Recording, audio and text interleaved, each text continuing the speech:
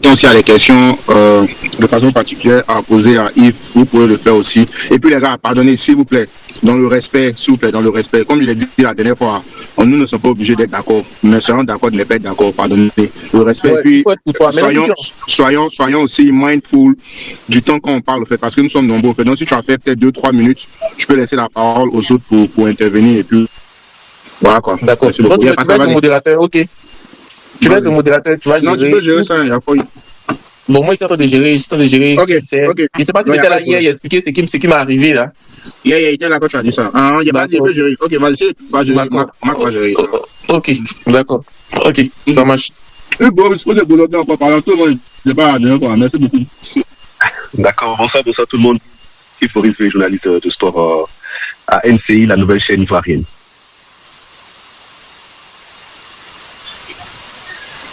Bonsoir. Bonsoir. Les gars, présentez-vous chacun. Rapidement, c'est présenté. Et que j'étais là la dernière fois. Donc, salut à tous. Donc, Marc, et puis on va bien mener le débat.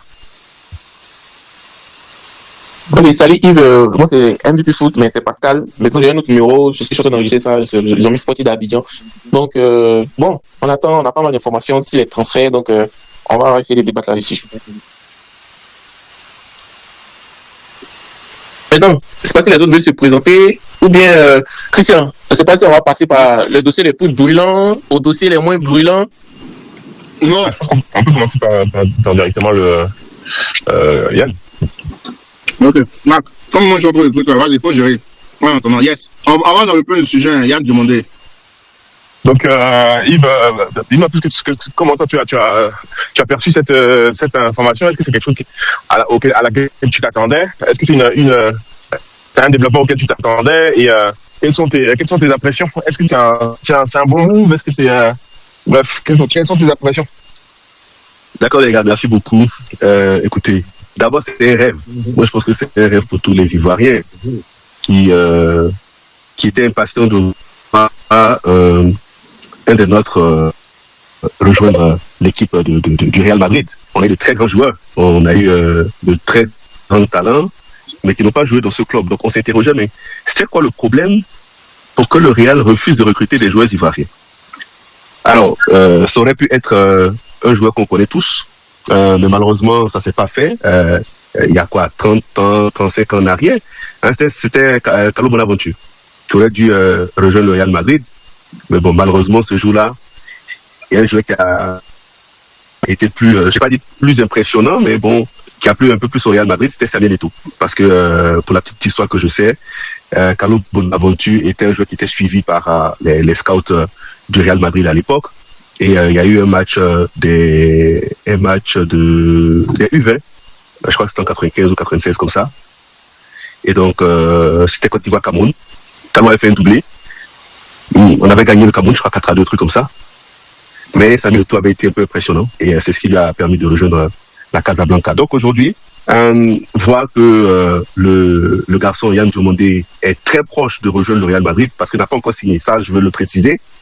Il n'a pas encore signé officiellement, mais je dis les différentes parties sont en train de se mettre d'accord pour la signature de Yann Diomandé au Real. C'est une très bonne chose. J'ai envie de dire, ça va donner un cachet spécial à la Côte d'Ivoire. Parce qu'on attendait ça, honnêtement, on attendait ça. On a eu des joueurs qui ont évolué au FC Barcelone, donc Yaya et puis Franck Kessié qui est arrivé derrière, c'est bien. Didier, lui, il a permis à la Côte d'Ivoire d'être connu sur la carte du monde avec Chelsea. Mais il nous manquait ce truc-là. Il nous manquait ce joueur qui allait rejoindre les merengues pour permettre à la Côte d'Ivoire d'être encore plus vue. Parce qu'on a vu plein de joueurs africains aller rejoindre le Real quand même. Les Camerounais, eux, n'en parlent pas. Il y a eu le Malien Diarra qui a rejoint le Real, Essien a joué au Real, un Ghanéen a joué au Real, les Maliens a joué au Real, les Camerounais a joué au Real, mais depuis, il n'y avait pas d'Ivoire. Jérémy Ndita. Jérémy Ndita, oui, c'est pour ça que je dis les Camerounais, on n'en parle pas, parce que tu as Samuel Eto'o, tu as Jérémy Ndita, qui eux, ont joué au Real Madrid. Voilà, on s'était dit, mais si Adebayor joue au Real, mais Didier aurait pu jouer au Real aussi. Mais bon, on attendait ça. Et c'est une bonne chose. Honnêtement, c'est une bonne chose, c'est bien. Ça va donner un cachet spécial au football ivoirien. Ça va permettre au Real aujourd'hui de tester nos talents parce que vous savez, les clubs ont des couloirs de transfert en réalité. Vous remarquez bien le Real, c'est d'abord l'Amérique du Sud avec les Brésiliens. Ensuite, les Argentins. Et puis après, les Français.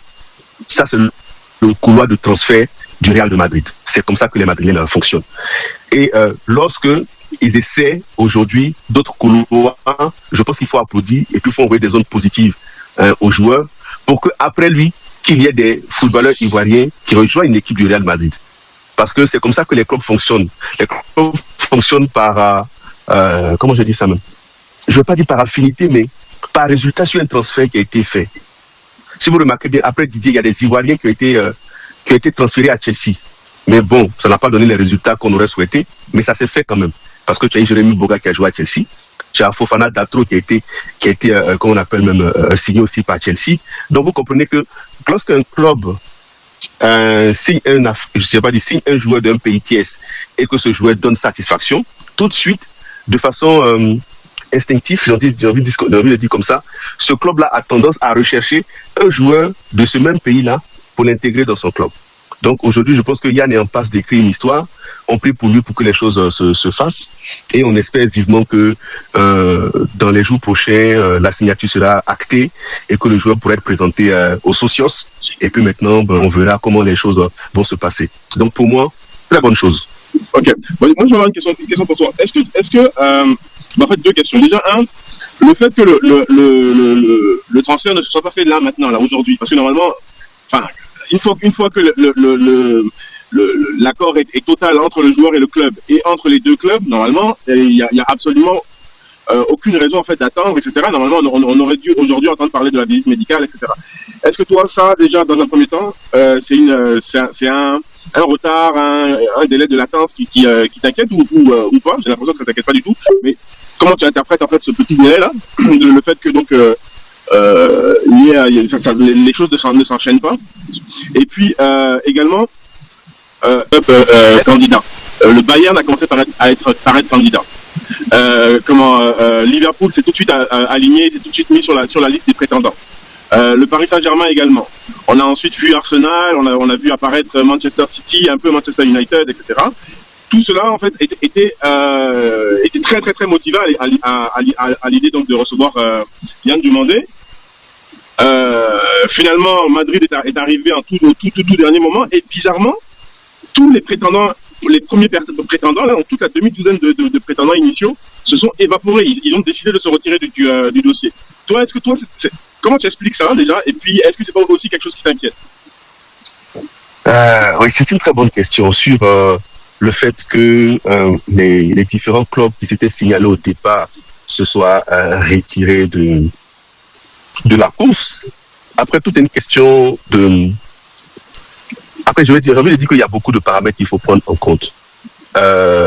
Ces différents clubs qui se sont signalés, c'était quoi véritablement leurs intentions? Leurs véritables intentions, c'est la première des choses. Ensuite, il faut savoir que le joueur, il avait déjà déclaré auparavant que c'est au Paris Saint-Germain qu'il voulait aller. Donc, quand un joueur fait une déclaration comme ça, les autres clubs qui se sont signalés au départ sont tout de suite un peu découragés parce qu'ils se disent que le joueur, il a déjà fait son choix. Donc, il ne trouve plus l'opportunité de continuer, de poursuivre des négociations ou bien d'entamer des renseignements pour essayer de signer ce joueur. Moi, au départ, j'avais estimé que cette déclaration de Yann n'était pas... comment je vais dire ça? J'ai dit, n'avait pas lieu d'être. Il fallait laisser les spéculations se faire. Il fallait laisser les clubs s'intéresser, se renseigner, au lieu tout de suite déjà d'avoir un penchant. Parce que vous ne savez pas dans quel club votre carrière va prendre une autre dimension. Je pense que même il y a certaines pages du pays qui avaient même aussi été du même avis que moi. Donc, quand vous avez un joueur qui fait une déclaration pareille, forcément, ça va refroidir les autres clubs. Et puis, par la suite, je crois que le montant qui a été fixé par les dirigeants de Leipzig, c'était un peu en discussion parce que c'était le Paris Saint-Germain qui était en pôle au départ. Ça, il ne faut pas se le cacher. Le joueur veut y aller. Les dirigeants de Leipzig ont fixé le montant de transfert du joueur. Et je crois que peut-être que le Paris Saint-Germain, dans son approche, puisque quand un joueur vous déclare sa flamme, bon, vous n'avez plus d'efforts à faire. Vous vous dites, à tout moment, je peux venir le chercher. Est-ce qu'ils n'ont pas été dans cette dynamique-là? Et ce qui a refroidi un peu, finalement, les dirigeants du Leipzig, ils se sont dit, bon, bien, tiens, vu qu'ils ne sont peut-être pas prêts pour le moment, on va attendre, on va voir. Et puis, il y a le Real qui rentre dans la danse, avec bien sûr José Mourinho. On sait combien de fois il aime beaucoup les joueurs africains, talentueux. Il aime bien composer ses équipes avec des joueurs africains. Et je pense que lui a joué un rôle déterminant. Il a sûrement dû convaincre les dirigeants madrilènes, notamment le président Florentino Pérez, d'actionner et d'aller de faire en sorte que le joueur puisse être recruté. Maintenant, je vais pas parler de refroidissement parce que je me dis que peut-être c'est les derniers détails qui sont en train d'être réglés entre les différentes parties. Mais il se raconte selon certaines informations, parce qu'on sait très bien que le joueur a connu une période un peu particulière avec une signature de contrat avec une agence, et puis par la suite il a changé d'agence, il est allé à Rock Nation. Donc il y a ce petit truc là qui existe. Est-ce que ce ne serait peut-être pas ça qui a emmené aussi peut-être ces autres clubs là à se retirer du dossier, parce que ayant un peu de crainte que les indemnités de transfert en ce qui concerne l'agence qui gère son image et sa carrière, je ne vais pas dire perturbé, mais qu'on ne sache pas véritablement vers laquelle faut se tourner. Il y a peut-être ça aussi qui peut être le vrai problème, mais n'empêche qu'aujourd'hui, qu'on le veuille ou pas, c'est Rock Nation qui mène les débats, en réalité. C'est Rock Nation qui mène les débats et qui, sûrement, va permettre aux joueurs de signer au Real Madrid, dans la mesure où Rock Nation a dans son écurie un joueur qui s'appelle Vinicius Junior, qui est un joueur accompli, avec qui Yann a déjà échangé plusieurs fois. Donc, je me dis que il a peut-être sûrement aussi pesé dans la balance pour que les dirigeants merengues aussi s'intéressent véritablement aux joueurs. Donc pour moi, il n'y a pas d'inquiétude véritablement à avoir. Quand le Real s'intéresse vivement à un joueur et qu'il y a José Mourinho derrière, je pense qu'ils vont aller jusqu'au bout de leurs actions. Après, pour les problèmes d'agence, je pense que c'est des choses qui vont se régler. Je crois que c'est des choses qui vont se régler, soit à l'amiable, ou bien le TAS tranchera à ce niveau-là. Mais pour l'instant, je pense que c'est en bonne voie. C'est en bonne voie et on attend d'ici, je vais pas dire d'ici la fin de la semaine, mais d'ici à l'approche du week-end, on pourrait acter la signature pourrait être actée. Donc c'est très simple quoi. Donc pour moi il n'y a pas d'inquiétude à avoir, même si c'est des vecteurs qu'il faut prendre en compte parce que c'est important. Voilà, on a vu des joueurs, c'est pas ce que je souhaite, voilà, des joueurs proches de signer d'un club et puis après il y a un revirement de situation. J'ai même lu quelque part tout à l'heure avant de commencer l'émission que Manchester se serait aussi invité dans la danse. Et dit, mais visiblement, Yann est très sollicité. Hein. Voilà. Ah non, mais moi donc, voilà. je pense qu'effectivement, clairement, il a un vrai, comment dire, il a un vrai point, un vrai statut là sur le marché des transferts. Rien que de voir, par exemple, le communiqué que Paris a fait, que le PSG a fait, par exemple, ça montre à quel point c'était un dossier sérieux, etc. Mais moi, j'avoue que tu en as parlé, tu as parlé notamment donc de la communication de Yann, le fait que il déclare sa flamme au PSG. Auparavant, il avait communiqué sur Liverpool, comme quoi donc son père était un supporter de Liverpool et puis que il en trouverait quand même la porte par rapport à Liverpool.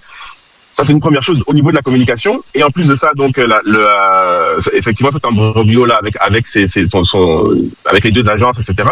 Je me demande encore une fois à quel point tout ça en fait ça n'a pas contribué à refroidir les pistes.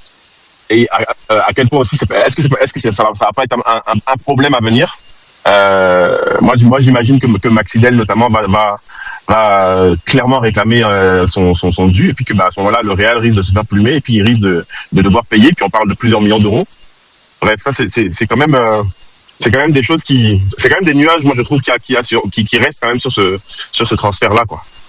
Même si évidemment je suis d'accord avec toi, on se réjouit tous en tant qu'Ivoiriens que pour la première fois un Ivoirien arrive à la Maison Blanche et puis que comme tu as dit effectivement ça pouvait à l'avenir ouvrir la voie à d'autres talents venus de chez nous. Mais bon, il y a quand même ces ombres là je trouve. Oui, justement parce que parlant des deux agences, je crois que là sur ce transfert pour moi le conseil que je leur donnerais ce serait de s'entendre sur ça et puis de régler une bonne fois pour toutes le litige en réalité. Parce que le Real ne s'intéresse pas à tout bout de champ comme ça, les joueurs africains. Voilà, ça c'est en plus de chez nous, c'est très rare. Donc je crois qu'aujourd'hui, les deux agences gagneraient vivement à se parler, à trouver un terrain d'entente, et puis à finaliser le transfert du garçon, tout simplement. Sinon, il risquerait véritablement de se faire un peu harakiri, et ce serait dommage s'il n'y a pas d'entente entre ces différentes agences-là, pardon. Parce que là, sur le coup, vous avez un Real qui semble patient et qui accepte la situation seulement dans laquelle les choses se trouvent, mais qui va accélérer le dossier, le boucler, pour finaliser aussi celui de Rodri. Donc, je crois qu'il faut avoir de la sagesse des deux côtés. Il faut aussi il faut trouver du compromis à ce niveau-là pour que les choses se fassent assez rapidement, voilà, parce qu'il ne faut pas trop traîner dans ce genre d'histoire. Soit le Real aussi peut couper court. Alors, le Real peut décider les indemnités que le petit doit peut-être, par exemple, parce que après la chose, si j'ai cru entendre quelque part, je suis pas très sûr que l'affaire serait devant le TAS ou bien l'affaire va aller devant le TAS, et donc le TAS pourrait trancher. Est-ce qu'il faudrait pas, par exemple, anticiper du côté du Real peut-être de payer des indemnités rapidement du côté de la première agence, ensuite Maxi Del, les sorciers. Non, ne dites pas ça parce que on ne maîtrise pas le dossier. Hein, on va pas dire des choses qu'on ne sait pas. Voilà. Donc, au moins, je crois que il y a deux possibilités. Soit il y a une entente entre les deux agences pour finaliser le transfert et donc c'est gagnant-gagnant. Ou peut-être le Real peut décider de régler le différend qui existe entre Maxi Del et puis le petit, d'accord. Et puis par la suite, maintenant, il compose avec Rock Nation et puis il termine. Parce que je me dis, si c'était pas Rock Nation, est-ce que le Real se serait intéressé aussi? Donc, il y a tout ce contour qu'il faut voir pour que les deux agences trouvent un véritable terrain d'entente pour finaliser ce transfert-là, parce que il est trop historique pour la Côte d'Ivoire. Faut pas jouer avec ça. Mais justement, tu sais que là, en ce moment, Rock Nation et le Real ne sont pas forcément en bon terme, hein, parce que les discussions sur le prolongement du contrat de Vinicius sont au point mort. Comment Vinicius en fait pression même éventuellement pour en tout cas pour négocier selon ses propres termes et ne pas faire de concessions. Et il serait même prêt à aller au clash et à partir gratuitement dès le mois de janvier. Les dernières minutes, le Real a fixé le prix de Vinicius à 160 millions d'euros. Donc c'est ça, là on parle en fait je ne pense pas que les rapports entre Rock Nation et le Real en fait soient au beau fixe. En tout cas, cette histoire-là reste quand même en suspens au niveau du contentieux et tout ça. Ça c'est une première chose. Et puis le deuxième volet, c'était le terrain. Alors je vois que tu es très enthousiaste à ce transfert, et donc c'est comme la plupart des Ivoiriens. Mais moi, je suis un peu sceptique quant en fait au projet sportif qui a été imaginé. Si tant est d'ailleurs que quelque chose a été imaginé, moi j'ai l'impression que les choses se sont fait un peu sur un coup de tête. Après chacun peut donner son avis là-dessus. Quand tu finis. Ouais. Qu'est-ce que tu penses en fait déjà quand on parle du Real, quand on voit le nombre de jeunes talents qui ont été gâchés ces dernières années là, du fait justement de l'absence totale en fait de vision sportive, ça fait 2 années quasiment que le Real en fait se retrouve avec une année blanche, faute justement d'avoir su bien planifier en fait son projet sportif. On a des talents, de jeunes talents comme Massantuono par exemple l'année dernière, exactement au même poste que Diomandé, qui a été recruté à grands frais. Un jeune, je crois qu'il a quelque chose comme 18 ans, quelque chose comme ça, il a été recruté à plus de 60 millions d'euros pour finalement en fait ne quasiment jamais joué, en tout cas très très très peu joué. Avant lui, il y avait donc les Hendrix, il y avait Rodrigo, etc. Est-ce que tu ne crains pas pour Real demander qu'il s'englue dans le marigot madrilène? Alors, à ce niveau-là, je suis bien à l'aise parce que c'est un club que j'aime, que je suis. On va dire que je suis associé chez madrilène. Moi, j'observe beaucoup le Real Madrid. Moi, honnêtement, je vais vous dire, je savais qu'on allait avoir deux saisons assez compliquées. Quand je regardais les recrutements qui étaient faits, et puis le dirigeant de staff technique. Parce que j'ai le sentiment que c'est une question politique. J'ai même le sentiment que c'était fait exprès par Florentino Pérez. Personnellement. Parce que je dis, voici un monsieur qui était chevronné du football. Ce n'est pas pour la première fois qu'il est président du Real. Mais il y avait des actions qui étaient posées. Mais vous vous demandez, mais ces gars-là, est-ce que ce sont des amateurs qui dirigent le Real ou pas? À la fin, je me suis dit, c'est pas possible. Florentino Pérez ne peut pas commettre autant d'erreurs après combien d'années d'expérience à la tête du Real de Madrid. Moi, j'ai eu le sentiment que c'était fait exprès. Pourquoi? Vous voyez aujourd'hui l'effervescence et l'engouement qu'il y a autour du Real, après 2 années blanches. Les transferts qui sont en train d'être faits par le Real de Madrid. La puissance et la machine de ce qu'on appelle même de la direction sportive pour aller prendre les talents pour les ramener dans l'équipe du Real. Pour moi, c'était un programme. C'était quelque chose qui était déjà peut-être tracé, mais il fallait peut-être ces 2 saisons blanches-là pour que ça suscite justement de l'engouement. Parce qu'après, ce que le Real a fait, il était difficile pour le Real de continuer sur cette dynamique. Il fallait une cassure. Et cette cassure est passée par ces 2 saisons blanches que le Real a eu en réalité. Et donc là, c'est un renouveau avec un nouveau projet, et puis avec un homme qui connaît la maison, qui est José Mourinho.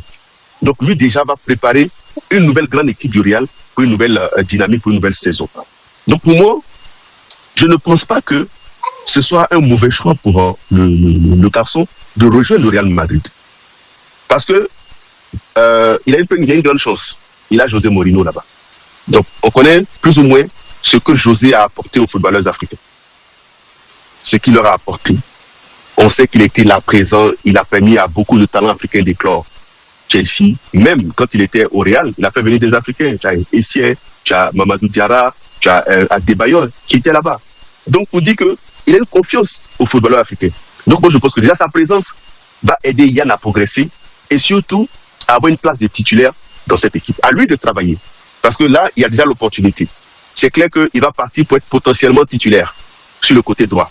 Parce que là, vous avez Rodrigo blessé, donc le monsieur qui est en train de travailler pour revenir de blessure. Le Mastantuono de choses qu'on appelle même, de l'Argentine. Pour moi, honnêtement, quand j'ai vu ce joueur arriver au Real de Madrid, je me suis dit, mais c'est quoi ce joueur que le Real est allé chercher encore? Voilà. Vous avez Hendrik qui est encore tendre. Il ne peut pas être l'attaquant principal du Real. Donc je crois que sur le côté, il y en a beaucoup de chances de partie titulaire. Maintenant, à lui de pouvoir prouver lorsqu'il sera classé. Sur ce côté-là, parce que quand je regarde ses concurrents directs, aucun n'a son talent, aucun ne peut rivaliser avec lui sur le côté droit, et il a cette possibilité. Il est polyvalent, donc il peut permuter avec Vinicius Junior, d'ailleurs qu'il connaît. Donc je crois qu'il a beaucoup plus de chances de s'intégrer facilement déjà dans cette équipe, ensuite de gagner sa place de titulaire, parce qu'il a des références là-bas qui vont sûrement l'aider à s'installer. Il part quand même avec un statut du meilleur jeune joueur de la Bundesliga. Il a fait une Coupe du Monde, je ne vais pas dire moyenne, je vais dire correcte. C'est vrai qu'on l'attendait un peu plus. Malheureusement, ça n'a pas été le cas. Ensuite, il a l'avantage d'avoir un entraîneur qui le veut, qui est José Mourinho, qui va le mettre dans les conditions et qui va faire en sorte qu'il puisse gagner sa place de titulaire. Maintenant, à lui de pouvoir prouver lorsqu'il sera aligné. C'est pour ça que j'ai moins d'inquiétude. Je ne partage pas l'avis de ceux qui disent non, le Real a envoyé des joueurs, le Real a fait ceci, le Real a fait cela. Mais quand on veut devenir un grand joueur, c'est dans les grands clubs qu'il faut jouer pour pouvoir devenir ce grand joueur-là. À 19 ans aujourd'hui, vous avez la chance de jouer au Real de Madrid. Maintenant, il faut aller à fond. Il ne faut pas s'en priver. Il faut éclabousser de son talent, comme on appelle même cette équipe du Real de Madrid. Et puis, vous avez des joueurs qui sont vos références avec lesquels vous allez jouer. Donc, pourquoi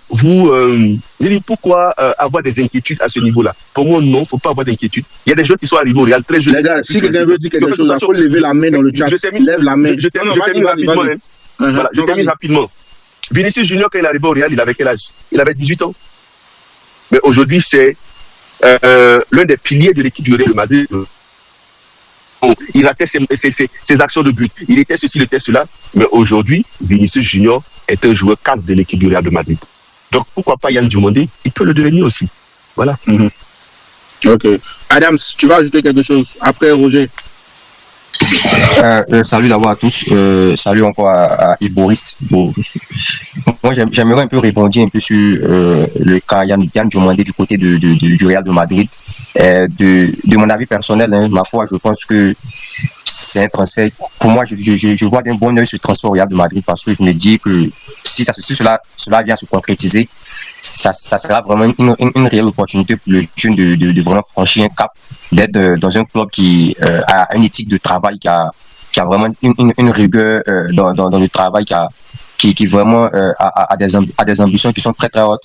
Et moi, j'estime que Yann Diomandé, le fait déjà d'être dans un club assez exigeant, ça serait une obligation pour lui aussi de revoir son éthique de travail, de se remettre au travail, et ça serait une obligation pour lui de performer à tous les matchs, et c'est ce qui peut le pousser vraiment à atteindre un cap, à passer un cap, à rentrer dans une nouvelle sphère footballistiquement parlant. Moi, j'estime que, comme je prends toujours l'exemple de la vie active, j'estime que donc moi, comme je le disais, j'estime que plus tu te frottes, par exemple, au meilleur, tu finiras par évoluer, ton niveau va évoluer. Donc, je n'ai aucune crainte quant à la capacité du joueur à progresser. Et moi, j'analyse un peu le transfert comme une solution à long terme sur les deux flancs de l'attaque, parce que bon, jusqu'à preuve du contraire, on a un Vinicius Junior qui, sa prolongation du côté du Real de Madrid est encore problématique. Les exigences financières de Vinicius Junior actuellement par rapport à la possibilité ou à la faisabilité du côté du Real de Madrid, on sent que les négociations sont ralenties, même si peut-être l'entraîneur José Mourinho a vraiment envie de conserver le joueur. Mais présentement, quand tu vois le dossier qui est en train de traîner, la signature de Yann Diomandé qui est pour peut-être sur 5 ans pourrait pallier aussi à un éventuel départ de Vinicius au cas où le gars n'arrive pas vraiment à se mettre d'accord avec ses dirigeants. Et vu qu'il a la capacité de jouer à gauche comme à droite, et dans le cas contraire où Vinicius peut-être réussira à prolonger au Real de Madrid.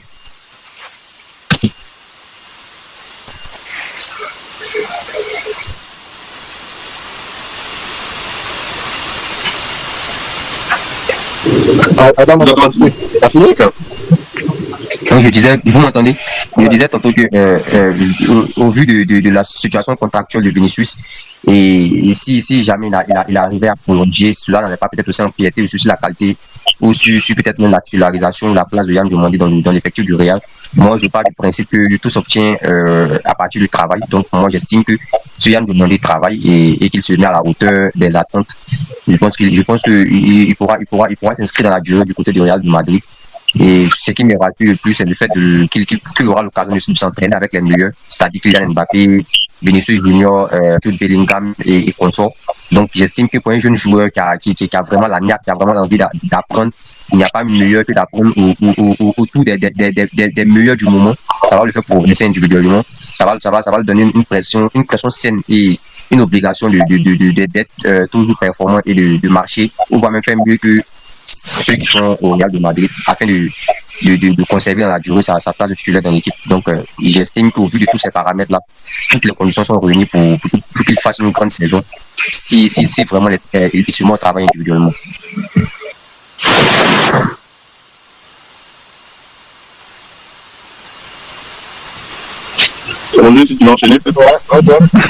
Bonsoir à tous. Bonsoir à monsieur Boris. Moi, je vais donner un bref avis que j'ai sur le transfert de Yann Diomandé.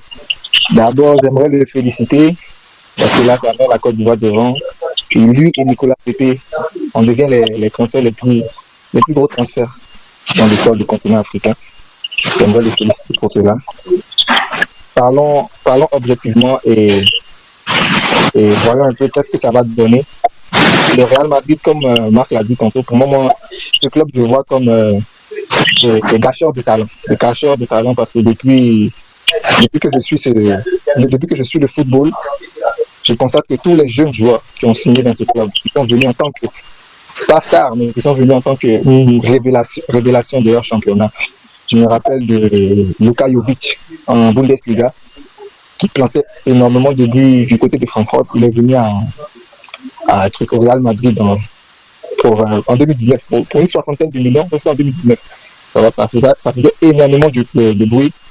Dans le fond, en plus, un neuf, il a joué 50 matchs. Il a fait une 50aine de matchs. Il n'a même pas mis 5 buts.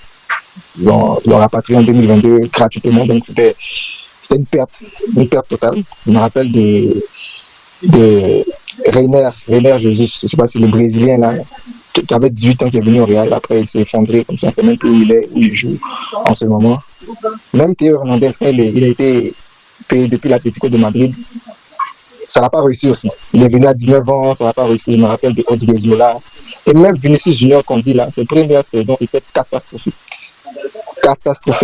Si Yann Diomandé s'amuse à faire 5 premiers matchs comme les matchs de Vinicius, pour moi, au jour d'aujourd'hui, de toute façon, le football, il est en ce moment, il ne sera pas pardonné. Sachant aussi que moi, la façon que moi je vois les choses, sachant qu'il est africain, et qu'on a misé gros sur lui, s'il fait les premiers pas que Vinicius a fait, je pense qu'il sera très vite jeté. Vinicius même a pris beaucoup de temps pour s'adapter. Je me rappelle que même Benzema disait qu'il jouait contre nous, tellement c'était grave comment Vinicius jouait. Donc c'est un club où il y a énormément de pression. Peu importe ce que tu vas faire dans ton championnat, on a vu avec Mastantuono, le petit il avait 17 ans, il jouait très bien en Argentine, il avait de très bonnes stats, il jouait comme un patron. On a vu avec Hendrick, pour lui, je trouve que le transfert qu'il a fait, vraiment, son entourage l'a mal conseillé parce que tu signes dans un club où tu sais que Mbappé vient et toi tu joues en neuf, donc je ne sais pas pourquoi il a fait ce choix-là. Mais pour Yann demander, comme je le dis toujours, c'est un joueur spécial. C'est un joueur spécial, il vaut son prix. Donc pour moi, si le jeu du Real change, c'est-à-dire que Mbappé arrête de venir demander la balle au pied, gâcher les actions des ailiers, monopoliser le jeu, si ça évolue, franchement, ça pourrait être...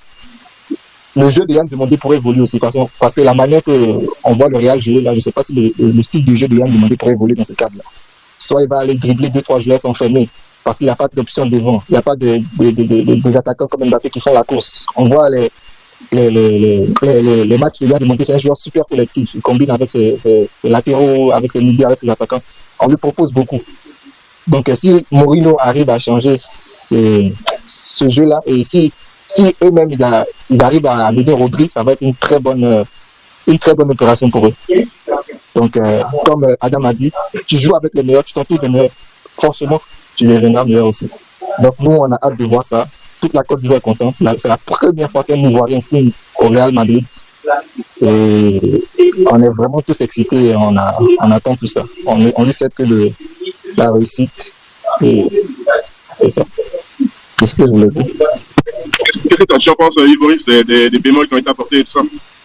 Attends, j'aimerais apporter un truc avant que Ivoris puisse parler en fait. En fait, il y a un truc que vous avez bien parlé, vous avez donné vos points de vue, vous avez donné vos inquiétudes, c'est vrai, c'est bon. Mais il y a un truc qui fait que Yann Demandé est vraiment différent des autres. Les autres, eux, ils sont quittés dans un football sud-américain pour venir directement dans un football européen. Pourtant, Yann Demandé a déjà dépassé ce stade. Yann Demandé connaît les tactiques, il connaît les rouages du football européen. Du coup, je peux pas dire cette comparaison. Sans te couper, Luka Jovic. Non, je viens, pas confirmer. Je vais parler de ça. Vas-y. Voilà. Maintenant, Luka Jovic et Yann Demandé, c'est deux profils différents. Luka Jovic, lui, c'est un buteur. Yann Demandé, c'est un ailier. Yann Demandé, lui, il a une obligation. Il n'a pas une obligation de but, mais il a une obligation de passe décisive, tu vois. Il n'a pas de passe décisive dans le jeu, donc il peut pas marquer les buts. Mais s'il délivre peut-être 15 à 20 passes décisives cette saison, je pense que ça va être encore largement suffisant. Voilà. Donc, il faut vraiment voir ce point. Faut vraiment pas comparer les Hendrick, tous ces Brésiliens avec ces Argentins à Yann Demandé, parce que Yann Demandé a déjà passé ce stade de connaître les tactiques et les rouages du football européen. Donc ça, c'était mon point de vue, en fait. Ok, Roger. Isaac, tu as parlé déjà? Roger, vas-y, tu peux acheter. Isaac, tu as parlé? C'est bon, je vais baisser la main. On va voir. Comme Marc a dit. Bon, si tu veux parler. Christian, après, Isaac, tu peux avoir une minute. Ok, Isaac, vas-y. Ok. Hey, les gars, salut. Et puis, c'est un débat très, très, très intéressant.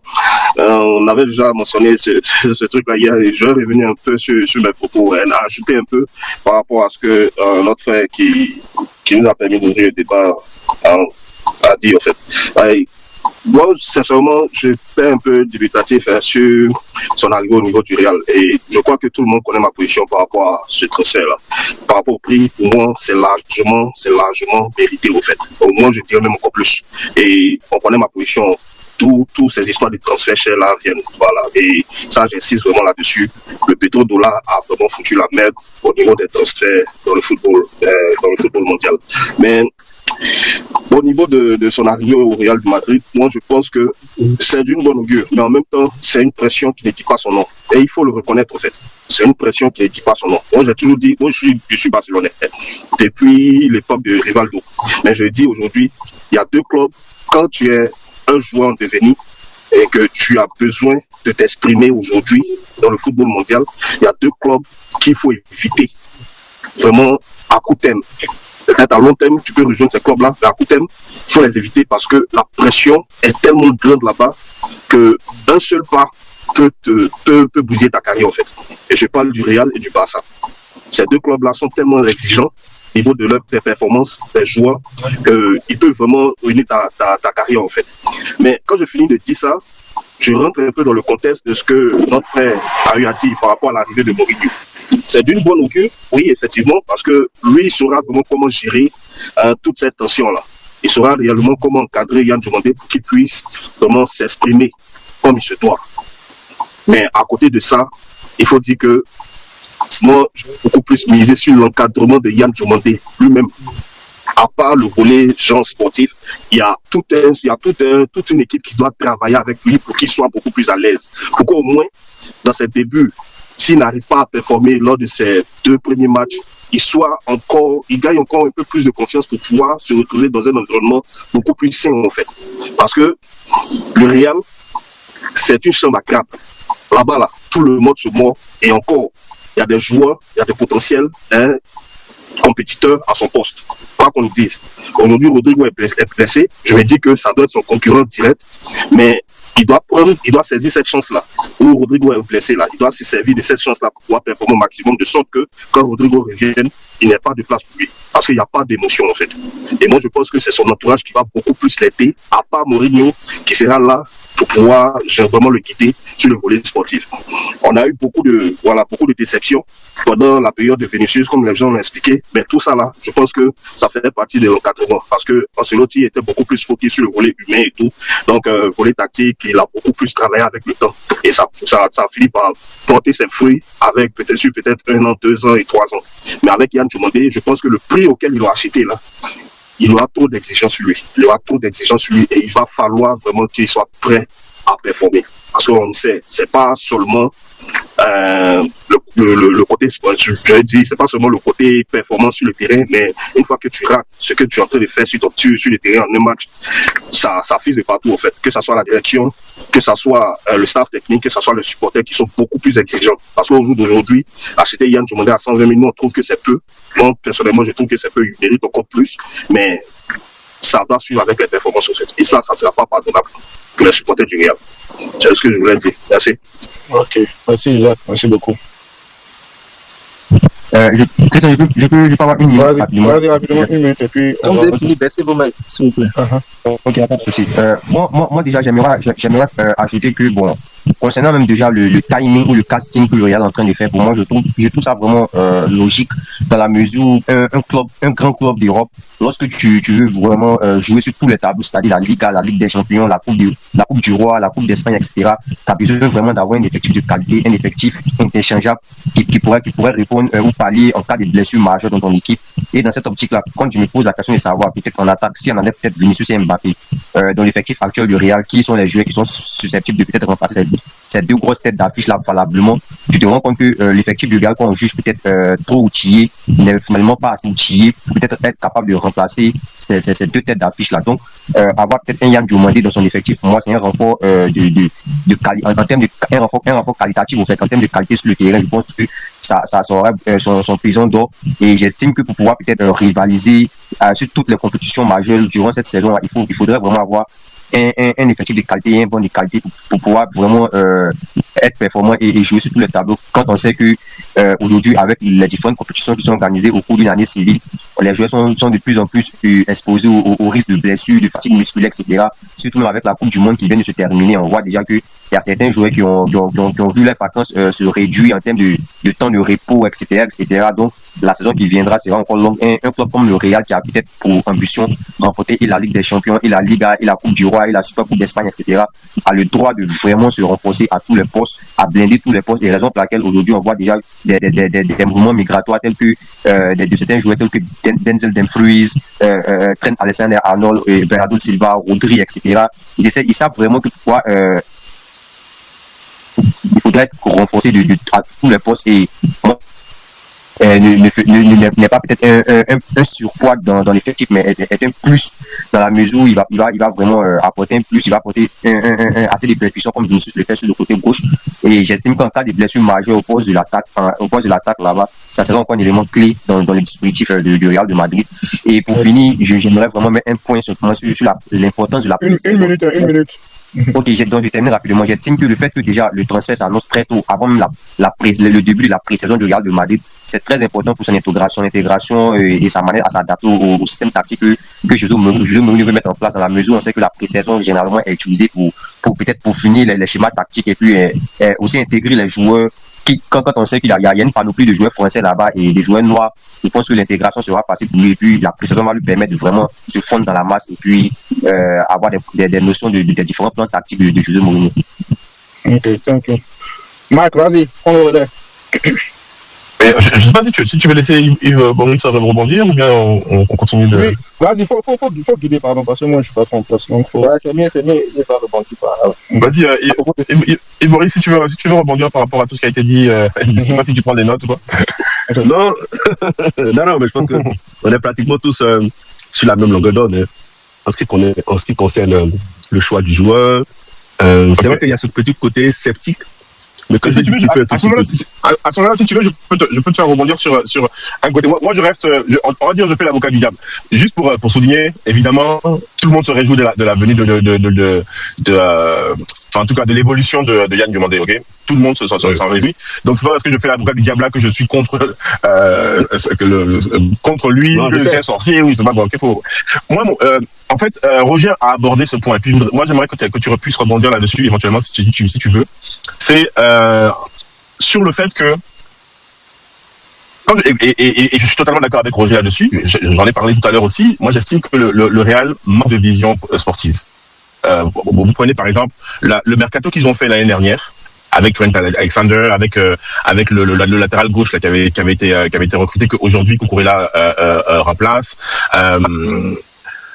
En fait, avec Mastratuono, etc. Tous ces transferts là sont tous balayés par les transferts qu'ils font aujourd'hui. Par exemple, recruter Dumfries alors que vous avez dans votre effectif le latéral droit qui a fait le bonheur de Liverpool, qui était au cœur même de la performance de Liverpool il y a 2 ans. C'est incohérent. C'est soit parce qu'en fait c'est soit vous vous êtes totalement trompé l'année dernière, ou alors en fait c'est juste que vous recrutez des joueurs comme ça, vous les additionnez les uns aux autres. Quel est l'intérêt d'avoir à la fois Dumfries et Trent Alexander dans la même équipe? Ce sont 2 joueurs qui normalement sont titulaires dans n'importe quelle équipe européenne. Pareil pour par exemple, je sais pas moi, avoir Mastantuono et avoir Rodrigo par exemple dans la même équipe, ce sont 2 jeunes qui ont besoin de jouer. Maintenant vous les accumuler en fait. Moi je pense que je sais plus qui disait que je crois que c'est Isaac. Il a tout à fait raison. Isaac disait que il y avait des clubs à absolument éviter quand on est un jeune joueur en Europe.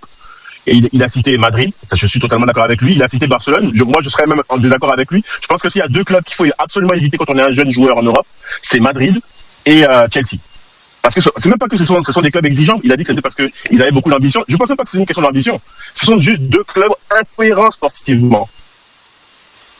Et donc ce sur quoi je voudrais te faire rebondir, c'est est-ce que tu as l'impression, quand tu vois le type de joueur qu'il y a aujourd'hui à Madrid, un Mbappé qui aimante tous les ballons, ok, qui ne joue ni avançante ni il joue un peu partout. En fait, on sait pas trop où il va. Il empiète sur plusieurs zones. Il ne s'entend pas du tout sur le terrain et en dehors avec Bellingham juste derrière lui.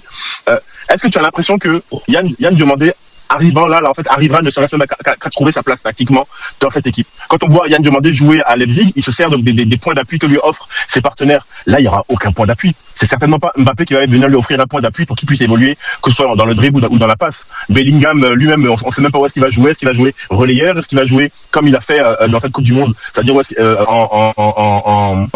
en joueur qui se porte vers l'avant, etc. C'est pas un peu trop tôt pour faire ce genre de conclusion. Hein. Moi, c'est même pas une conclusion. J'en suis pas au stade de conclusion évidemment, mais par contre, au niveau des appréhensions tactiques, je me demande quel était le but recherché par le Real en recrutant Yann Diomandé, alors que le Real visait initialement Olysée, finalement là qui se rabattent sur Yann Diomandé. Mais est-ce que vraiment ils ont un projet sportif pour lui?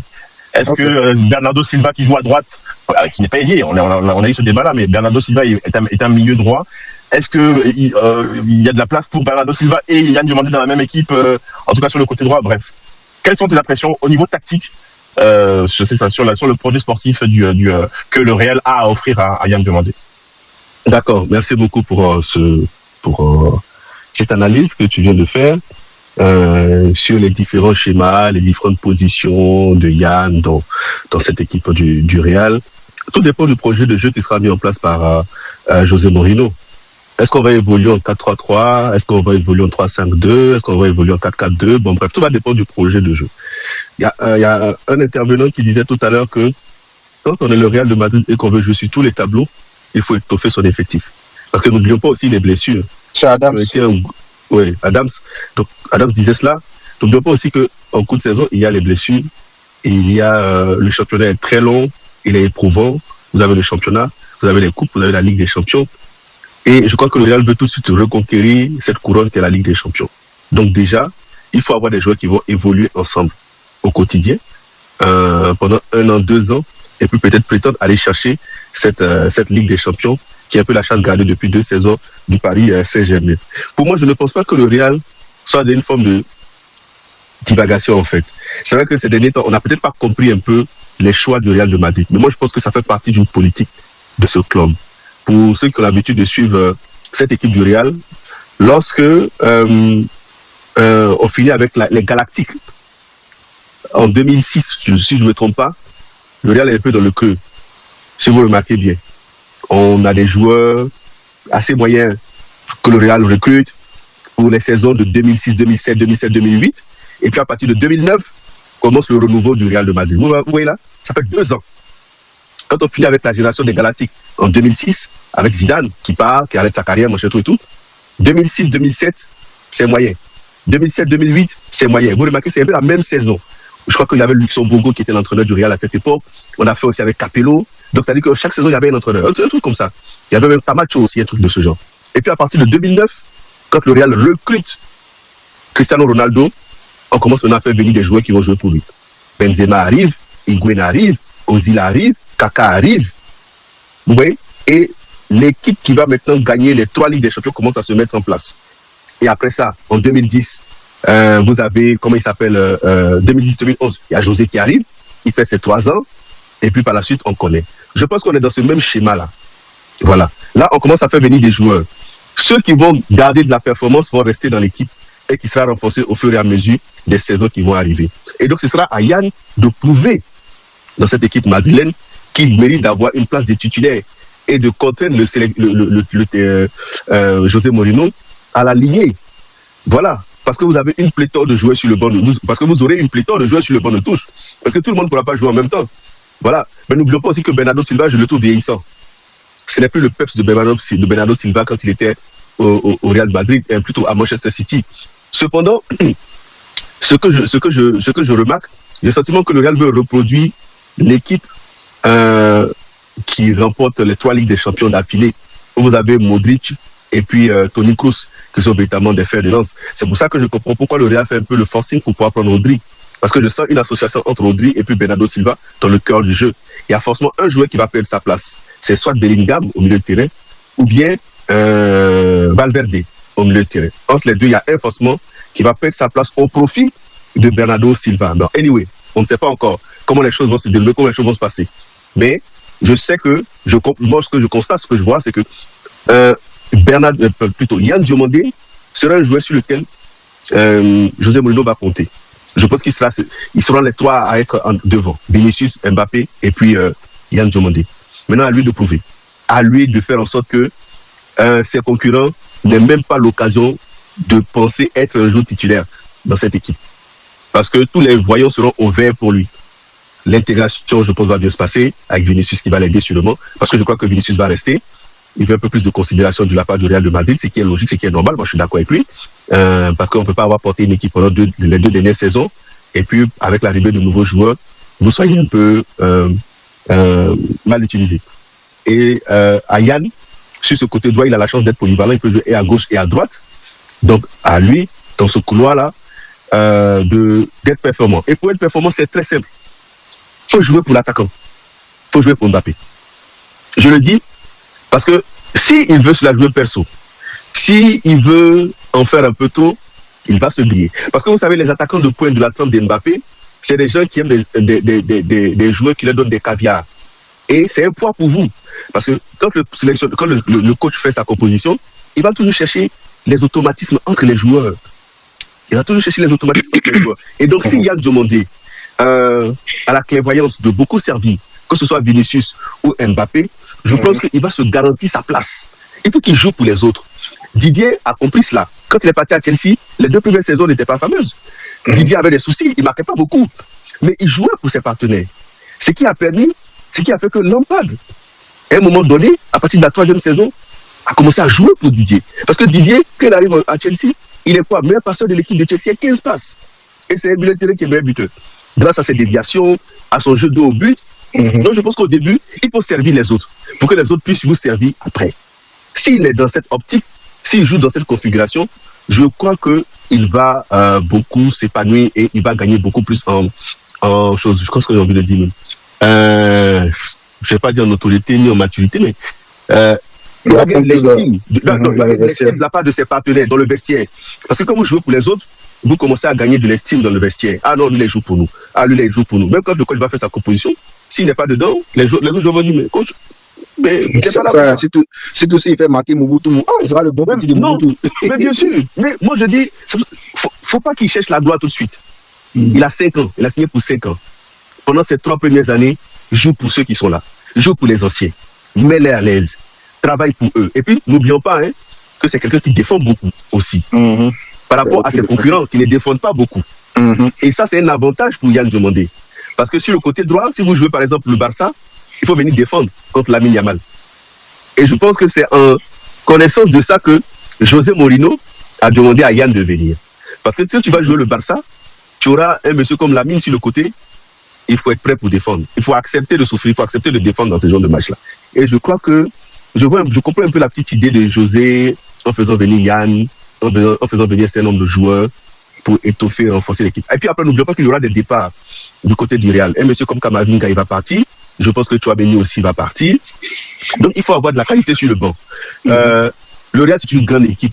Donc, quand on se dit qu'on a une grande équipe, on a une équipe à pression. Ça, faut pas se le cacher. Tous les grands clubs sont des clubs à pression. Manchester United est un club à pression. Chelsea est un club à pression. C'est maintenant aujourd'hui les équipes italiennes sont redescendues un peu. Sinon, le Milan, c'est un club à pression. Donc, c'est à l'image aussi et du Real et du Barça. Ce sont des clubs à pression avec des supporters bouillants, mais surtout des supporters connaisseurs du football. Maintenant, pour moi, il faut que Yann ne se laisse pas impressionner par cette pression. Parce que la pression, José Mourinho va la prendre. Ça, c'est clair. Pour permettre à son joueur de jouer libéré et de produire les résultats qu'il souhaite. Voici mon intervention sur ça. Adams, tu vas ajouter quelque chose. Merci beaucoup, Boris. Bonne intervention. Moi, déjà, j'aimerais un peu répondre sur le sujet selon lequel le projet sportif ou la direction au niveau du mercato du Real de Madrid est un peu chaotique dans la mesure où elle superpose les stars. Moi, je trouve que selon moi, ce n'est pas peut-être correct, parce que moi, j'estime que pour pouvoir rehausser le niveau d'une équipe, il faudra apporter une concurrence saine en termes de qualité de joueur. Il va falloir vraiment faire passer un message très fort à tous les différents concurrents. Tu vois, par exemple, Trent Alexander-Arnold, lui, par exemple, la saison dernière, il a pas peut-être crevé l'écran comme on le souhaitait. On lui ramène Dumfries, un concurrent de taille, ça va l'obliger cette année à rien. Donc, c'est une certaine concurrence saine là que déjà José Mourinho veut installer au sein du club dans le but d'amener tout le monde à chaque poste clé à se mettre à son meilleur niveau, parce que derrière le concurrent, c'est de taille. Tu vois, moi, c'est comme ça que moi je vois le projet sportif du Real de Madrid. À tous les postes, quand tu vois que le Real est en train de se renforcer, c'est parce qu'ils savent que la saison dernière, il y a eu cette guerre de goût où il y a certaines personnes, il y a certains joueurs qui peut-être estimaient qu'ils étaient peut-être indéboulonnables dans l'effectif, etc., qui dormaient un peu sur les lauriers, etc. Cette année, José Mourinho revient avec du caractère. Il essaie d'injecter du sang neuf à différents postes et il essaie d'apporter des concurrents vraiment de haut niveau afin de fouetter un peu l'orgueil de tout et chacun et de réveiller un peu tous ces joueurs qui peut-être dormaient un peu la saison dernière, etc., etc. Donc, moi, j'estime que se renforcer à ces différents postes-là, ce n'est pas du surcharge en termes d'effectifs, mais c'est de mettre un coup de pression aux différents acteurs de ces différents postes clés. Maintenant, pour revenir un peu sur le cas Yann Diomandé, moi, j'estime que Yann Diomandé au Real de Madrid, au niveau de la pression, j'aimerais parler au niveau de la pression, j'estime qu'au niveau de la pression, Yann Diomandé sera peut-être un jeune joueur qui devra peut-être, comme Yves l'a dit tantôt, se mettre au service du collectif, tu vois un peu. Mais en termes de pression du poids de l'animation offensive, là, j'estime que il serait un peu plus protégé par peut-être les deux grosses têtes d'affiche que sont Vinicius et Kylian Mbappé en termes de contre-performance, etc. Les retombées seront un peu plus sur ces deux grosses têtes-là. C'est eux qui peut-être qui vont plus, vu qu'ils sont peut-être plus médiatisés, ils sont plus mis au devant de la scène et lorsqu'il y a des résultats politiques, par exemple, dans la domination telle que le Parlement, etc.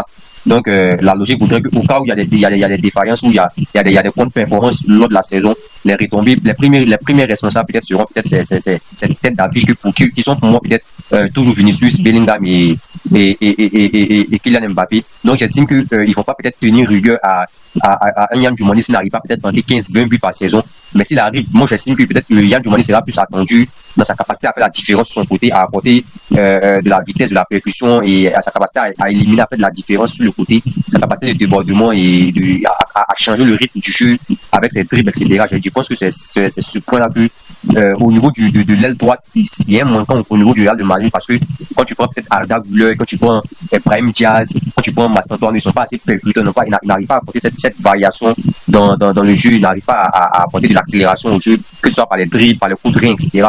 J'estime que sur ce point, Yann Diomandé a un léger avantage sur ce concurrent direct et j'estime que s'il est dans son registre, de Leipzig et qu'il arrive à faire cette différence sur le côté, à servir peut-être à apporter plus de centre comme il a fait lors du match Côte d'Ivoire-Équateur, j'estime qu'il ne sera pas trop sujet à critique parce que le Real n'attend pas à ce que Yann Diomandé soit le buteur emblématique du club, etc. ou qu'il porte le poids de l'animation offensive du club ou qu'il tire le club vers les sommets. J'estime que cette responsabilité elle est partagée entre Vinicius, Kylian Mbappé et Jude Bellingham. Lui, son rôle, ce serait vraiment comme Yves Boris l'a si bien dit tantôt, de servir un peu ces cadres-là de l'animation du secteur offensif du Real de Madrid. Et pour moi, ce qui peut-être faciliterait un peu plus l'intégration de Yann Diomandé, ce sera la pré-saison, comme je l'ai dit tantôt. Le fait déjà qu'il entame une pré-saison avec le club, ça va lui faciliter l'intégration et puis aussi la connectivité en termes de plan tactique, de philosophie de jeu de l'entraîneur, etc. Et pour moi, qui peut-être un peu suivi un peu le parcours de José Mourinho, c'est pas cet entraîneur qui vient pour réinventer le foot, qui viendra avec des idées novatrices, etc. C'est un entraîneur pragmatique qui aime vraiment le jeu direct, qui est un adepte du jeu direct et qui aime vraiment surtout exploiter la pointe de vitesse de cet attaquant pour pouvoir tout de suite attaquer la profondeur. Un style de jeu qui entre dans le code de Yann Diomandé qui a les qualités nécessaires pour pouvoir s'inscrire dans la durée, dans un style de jeu tel que celui de José Mourinho qui est vraiment tout de suite rechercher la profondeur, attaquer l'espace, etc. qui fait mal. Les conditions sont réunies pour que le garçon progresse dans la mesure où le garçon prenne compte à ce qu'ils fournissent assez de concentration, assez de discipline, assez de rigueur et beaucoup de travail. Ok, thank you. Juste les gars, ne perdez pas à l'idée que il vient de demander, donc c'est quoi, c'est 120 millions finalement? On va aller à parler 135 avec le bonus et consort. 135 millions, c'est peut-être rien d'officiel, vraiment officiel. Non, mais absolument, mais en l'état des chiffres que nous avons, c'est quelque chose comme le deuxième transfert le plus élevé de l'histoire du Real. D'accord? Donc, je pense que il ne faut pas s'attendre à ce que Yann Diomandé soit ménagé. Mais en même temps, ça fait partie c'est un fabuleux défi qu'il a. Hein. C'est un fabuleux défi. Il va avoir une énorme pression, etc. Mais il ne faut pas s'attendre à ce que la pression soit prise par Mbappé, par Bellingham, etc. Non. Yann Diomandé, avec le montant de son transfert, il doit après il a un terme de montant de transfert. Et ben, il va avoir une pression absolument immense. Si les 135 sont confirmés, il sera le plus grand, puisque le moment c'est Bellingham avec 127 et puis Hazard 120.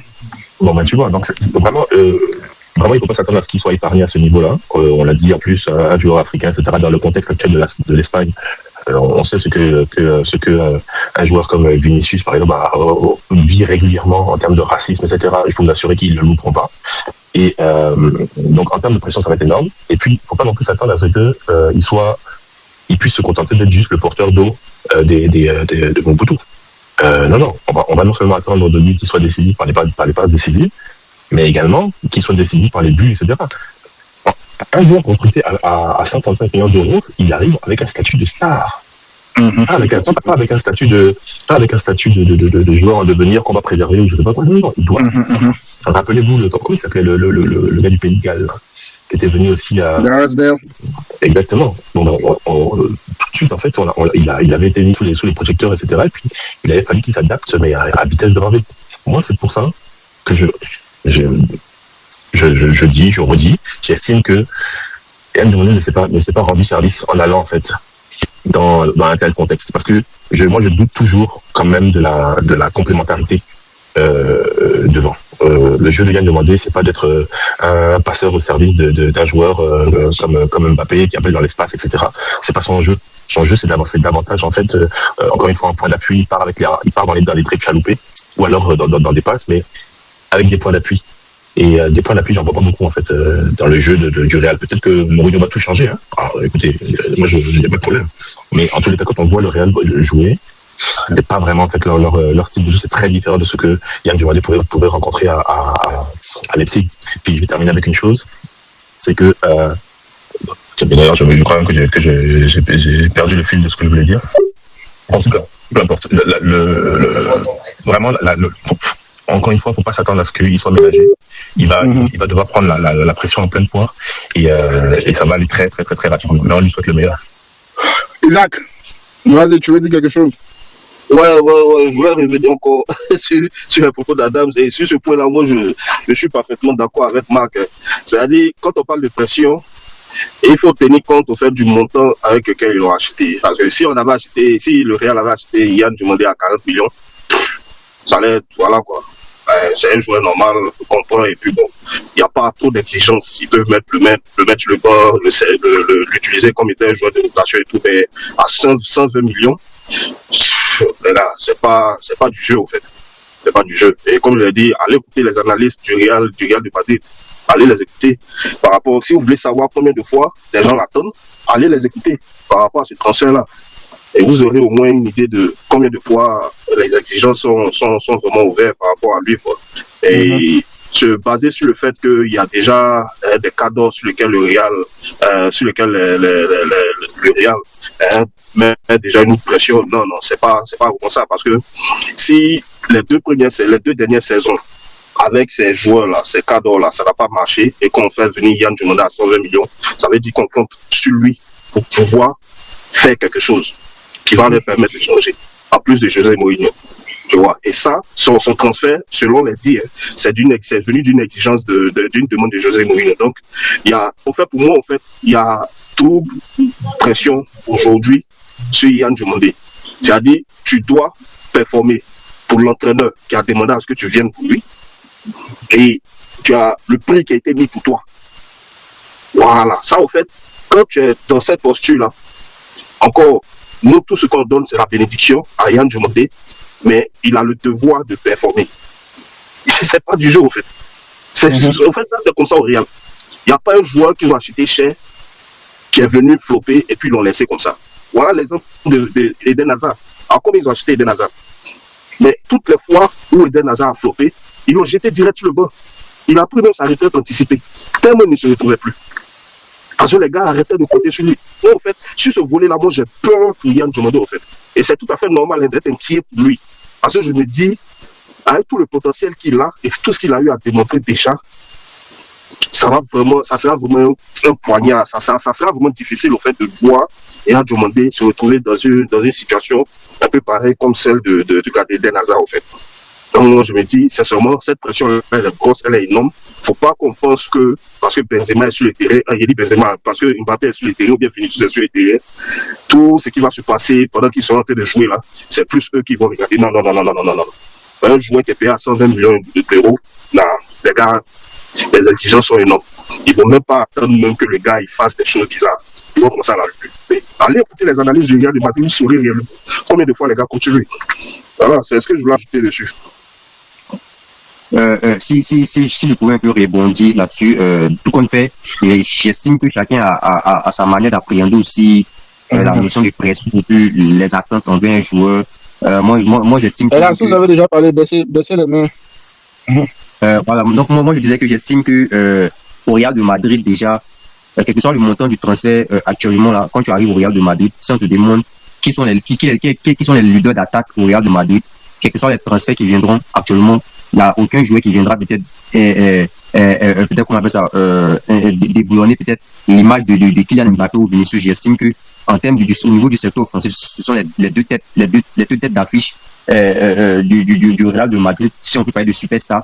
Et même en termes de salaire aussi, la masse salariale au sein du club, ils font partie des plus gros transferts, etc., etc. Donc c'est normal que, pour moi, j'estime que dans un club comme ça, quand tu arrives, tu as déjà des têtes d'affiche, des leaders de l'animation offensive, etc., etc.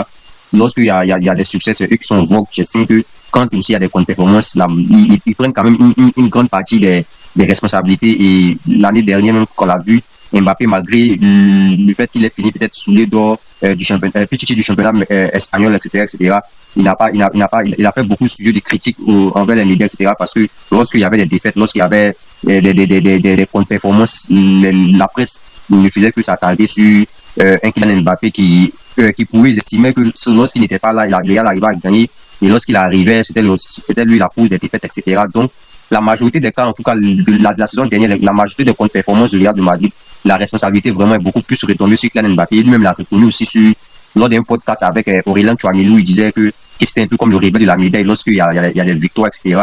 Il suffit que lui marque peut-être 1 ou 2 buts, même si c'est pas lui qui a fait peut-être, il n'a pas fourni assez d'efforts durant le match, etc. Le fait qu'il ait marqué 1 ou 2 buts, il emporte toute la lumière, alors que peut-être derrière lui, il y a des joueurs comme Tchouaméni, comme Valverde qui font le taf derrière, mais eux, ils ne sont pas mis en vogue après une victoire. Mais lorsqu'il y a une défaite, c'est de façon à ricocher aussi.